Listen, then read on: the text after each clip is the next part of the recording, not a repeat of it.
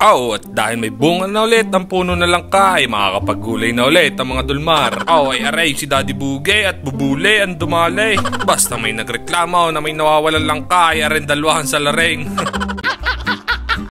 Ay alam nyo na kapag langka ay ginataan ng luto diyan ay ayun lang naman ang paborito lantakan ng mga dulmar ay. Ay piniga na nga ang gata ay panggigil naman sa pagpiga ng gata ni Bubuy ay. Ari na agad ay aantay na lang lumambot ang langka ay saka may bubuhos yung gata. At wag nang madaming sinasabi ay luto na agad ay basta gana rin kumulo at alam mong masarap na sa paningin mo ay pwede nang kumain sa dahon ng saging.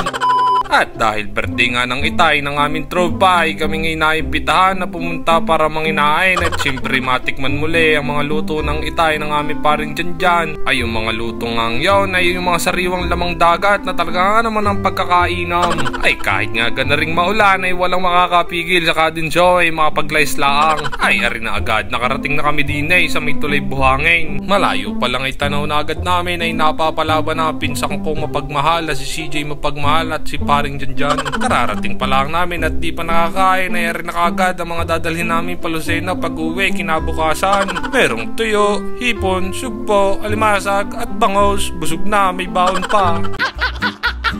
Bumang na tayo. Hindi na talaga. Bumang tayo. Bangin. Boss David. Meron pa dito bangus. Bangus.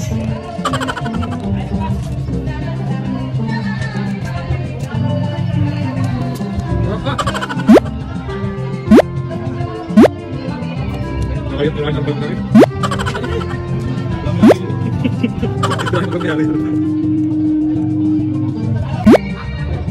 Walang tawag dito. Tawag dito.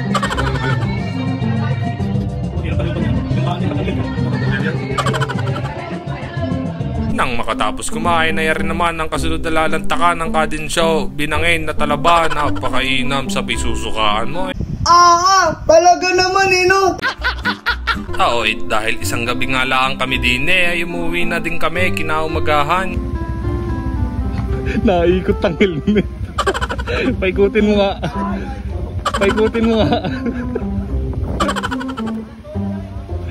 Kapag kami napupunta din ay palagi kami napapatigil sa tulay na re. Ay kita naman ang pagkakaganda ng view at ang ganda din magpicture din kapag kayo'y nagawi at nadaanan nyo re ay tumigil kayo din sinasabi ko sa inyo makakadami kayo ng picture. Habang nga kami bumabiyay ay akala nga namin ay ahas na dadaan sa kalsada ay maliit lang na bayawak lang pala. Ay tatas ko na ang aking paa Ay din nga sa lugar ng aming paring dyan sa barangay Babang Pulo ay hindi nakakasawang balik-balikan ng lugar na re. Bukod nga sa mga masasarap na sariwan lamang dagat ang pwede mo matikman din ay napakarami din tagong White Beach Resort na talaga nga namang mamangha ka sa ganda at linis ng kanilang dagat. Ay dun pala sa mga madadaan mong mga bulo-bulo bundukin ay anong gaganda So naibabalik uli ang mga dulmar para puntahan yung mga magagandang beach resort dito sa lugar na re. Ay stay tuned lang kayo mga kadulmar at suportahan nyo kami kung anong aming nasimulahan. At maraming salamat. At ayun, safe kaming nakauwi ng mga dulmar. Bye bye.